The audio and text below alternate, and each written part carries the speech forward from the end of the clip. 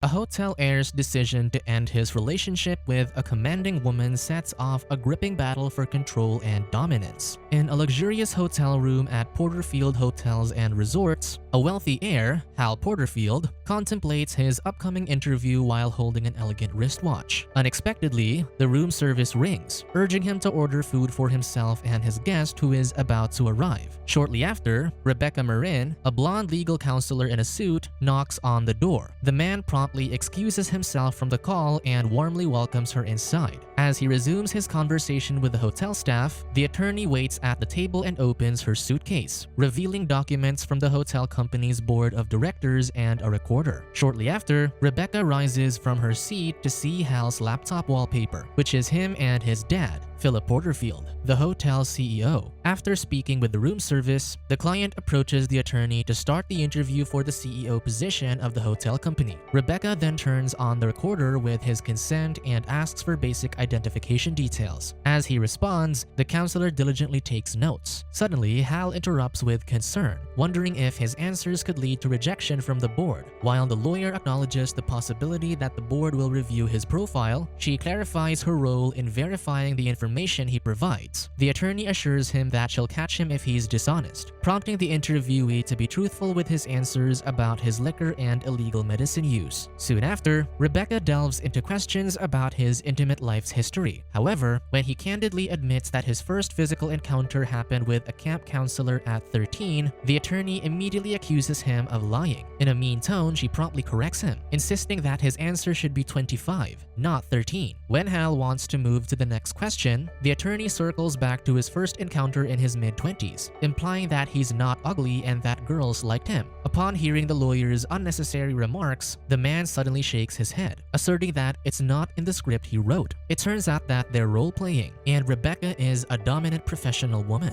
For their session, she's a mean lawyer while he's a submissive applicant. As the dominant woman rechecks the script, Hal reminds her to drop the additional remarks and stick to her lines. Following this, the lady reminds him that her service is more mental than physical. She then firmly mocks him for being indecisive. When she asks him what he desires, an annoyed Hal cuts the conversation short and wants to pay her so she can leave. However, Rebecca assertively calls him out for his weak attitude, expressing her disappointment in him. In a display of power, the dominating lady forces the heir to clean the bathroom on his undergarment. As he wipes the floor with a napkin, the woman starts berating him about his self-image, insisting he's disgusting. Shortly after, Rebecca rises and checks her submissive client's cleaning, which she commends. She then lets him have a private moment to reward his excellent job. As he enjoys himself, she turns him on while insulting him, which is also in the script. After their session, the inheritor gets the dinner he ordered from the room service staff. The performer removes her blonde wig and picks up her payment on the hotel side table. She then checks the business management book written by Hal's dad.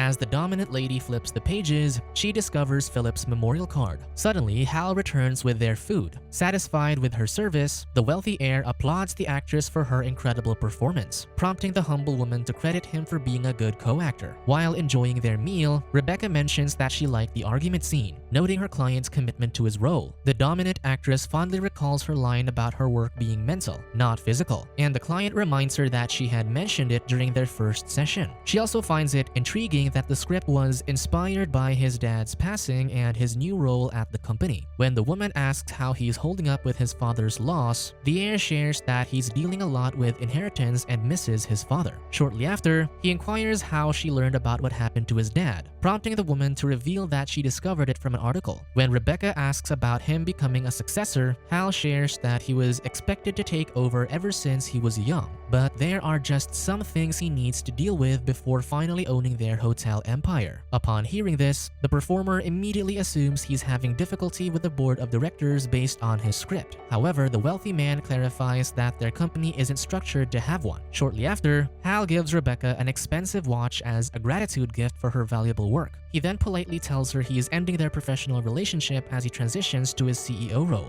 Interpreting the watch as a retirement gift, the offended worker stands up and shakes her client's hand, professionally ending their business relations. Just as she is about to leave, the heir reminds her about the watch she left behind, prompting her to take it before exiting through the door. While waiting for the elevator, Rebecca notices the Porterfield family portrait on the wall. Recognizing her worth and contribution, she firmly returns to her client's room. There, she recites a few lines from his father's book on business management, emphasizing the theme of winning and subtly implying that her client was a loser before their encounter. To further explain her point, the commanding lady confidently claims that Hal would be unfit for the CEO position without her help. However, the heir emphasizes that their sessions are purely for fun. The strong woman argues that their sessions have taught him confidence and decisiveness. When the heir reminds her to express gratitude for the expensive watch gift, the strong-willed woman dismissively throws it onto a flower vase. Aware that her client is about to inherit a hotel company, she demands half of his salary for the first year in return for the assistance she provided him. After realizing that the requested amount is a staggering $4 million,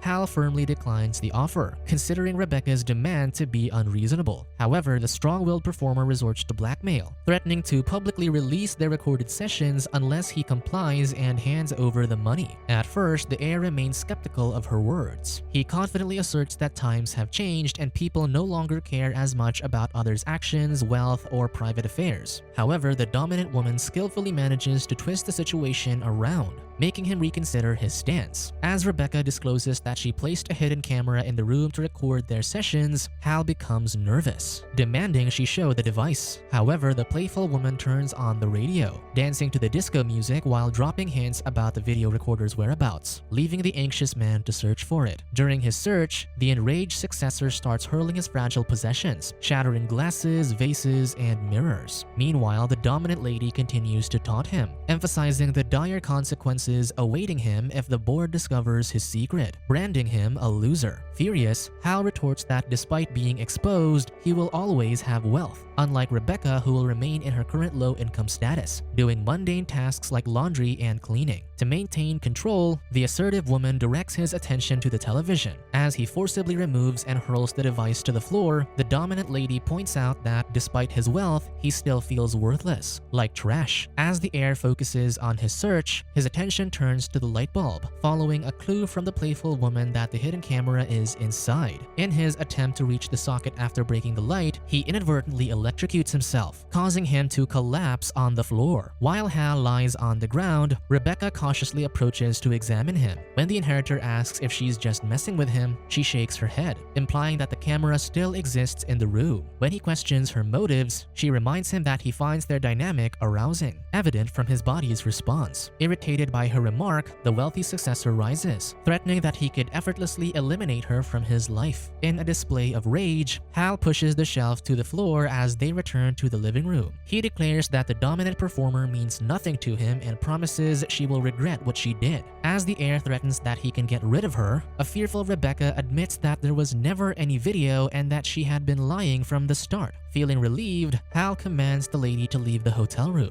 Before she departs, the heir reminds her that she didn't truly teach him anything since he was the one who wrote the scenes. He asserts that she just performed his scripts, implying that anyone could easily replace her. Provoked by what she hears, Rebecca stays in the hotel room. She pushes the man to the floor to assert her dominance. However, as the heir commends the performer for being a good professional, he reminds her that he pays her to evoke certain emotions and that the relationship will remain unchanged. Suddenly, the enraged lady takes a sharp tool from the table and presses it down on his throat, threatening him to pull down his pants. She takes advantage of him, revealing her plan to get herself pregnant by him so they can have a child together, binding them for life. As a result, Hal forcefully agrees to pay her half his salary and bonus, which amounts to $6 million.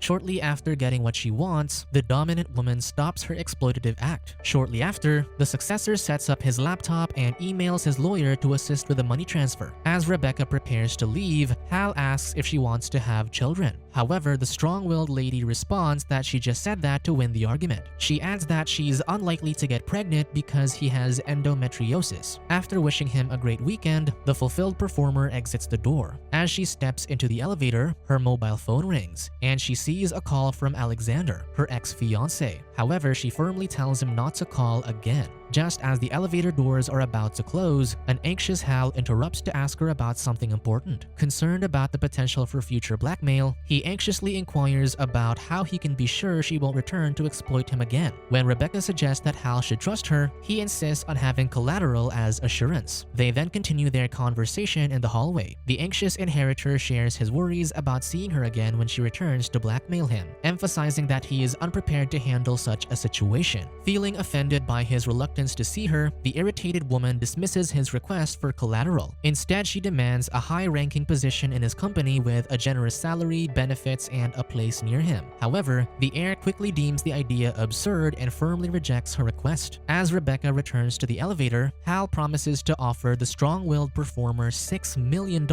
in exchange for damaging information about her. However, when the woman still insists on having a position in his company, the successor takes matters into his own hands. He forcefully pulls her out of the elevator and drags her back to the hotel room. After closing the door behind them, the heir emphasizes his desire to find a resolution that will end their involvement. However, despite this, the assertive lady continues to push for a job position in his company. Unfazed, the successor remains steadfast in his decision, refusing to entertain the idea further. In a manipulative move, Rebecca retrieves her phone and threatens to upload their video to the hotel's social media page. Hal confronts her about this action, only to be met with a shocking revelation. The dominant woman admits to lying earlier and proceeds to show him the footage of their sessions as proof. As tension arises, the enraged man subdues the struggling woman, causing her to drop her phone. While she attempts to retrieve it, the heir grabs her foot and uses an electric cord to restrain her to the bed. Taking control of the situation, he takes her phone, intending to access it to delete the video. However, his efforts are wasted as the device requires a passcode or Face ID authentication. Furious, Hal approaches the restrained Rebecca and demands the passcode for her cell phone. However, she stubbornly refuses to reveal it. Determined to gain access, he attempts to scan her face for the ID, but the dominant lady intentionally makes faces to prevent the phone from detecting it. Sick of her mind games, the wealthy heir pleads, asking for what the performer wants. Surprisingly, Rebecca reveals that she quit her job and ended her engagement because she felt disloyal to Hal. She explains that being with him has brought her a sense of fulfillment and self-discovery that she couldn't ignore. She also admits to secretly recording their sessions for her satisfaction. Thinking they are a perfect match, she explains that she despises herself in other aspects of her life but feels empowered and in control when she is with him. When Rebecca assumes Hal feels the same way about their dynamic, he only corrects her, explaining he feels shame. However, she counters by asserting that she has unlocked his authentic abnormal self, not the person his father wants him to be. As the woman insists they are a good pair, he grows out of his wits' end. He then demands a break, using sanctuary repetitively as a safe word. Despite this, Rebecca reiterates that she ended her job and engagement, implying that what they have is real. Consequently, Hal emerges from the bedroom, brandishing a sharp tool and using it as a threat to compel the persistent woman to declare that her claims of quitting her job and ending her engagement are all false. He warns that he will end both of their lives if she refuses. As Hal's pointed tool touches her face, she proposes an alternative approach, suggesting they engage in a game. In this game, she will assume the role of Philip, Hal's deceased father. Playing as the successor's father, the performer instructs Hal to greet him and release Rebecca from her restraints. However, the inheritor declines to participate in the role play and instead asserts his authority. He demands that she retract her prior statements and delete the video. Enraged, the strong woman breaks free from her restraints and approaches the wealthy successor, causing him to cower in fear. Disregarding him, she moves past him and switches off the lights in the room. As Rebecca continues to embody Philip, she emphasizes life experiences and accomplishments, highlighting family and business success. She then corners Hal in the bathroom, demanding that he repeat the phrase, "I am nothing like you and I never will be." In defiance, the inheritor asserts, "I am nothing like you and I don't have to be." Finally freed from the burden of his father's expectations, the heir leans towards Rebecca, and the two of them find solace in in each other's arms, embracing each other tightly. The following day, Rebecca wakes up alone on the bathroom floor. After collecting her belongings, including her phone, she spots Hal in the living room, where he's cleaning up. The dominant lady then assures him that the video has been deleted. Before the woman departs, the rich man returns the luxurious watch to her, which she takes without hesitation. While Rebecca waits for the elevator in the hallway, Hal suddenly joins, informing her that he is meeting with his mother, who will introduce him as CEO at her dinner speech. While descending the building, Hal ponders what will happen if he declines the executive position. She explains that if he doesn't take the job, someone else will reap the rewards of his father's efforts. Sensing his concern, she suggests using his inheritance to buy back the company and remove the board through a management buyout. When Hal asks Rebecca if she would get rid of the board if she were in the position, the dominant woman nods. Recognizing her competence and knowledge in the role, the heir suggests she get the high-level executive job.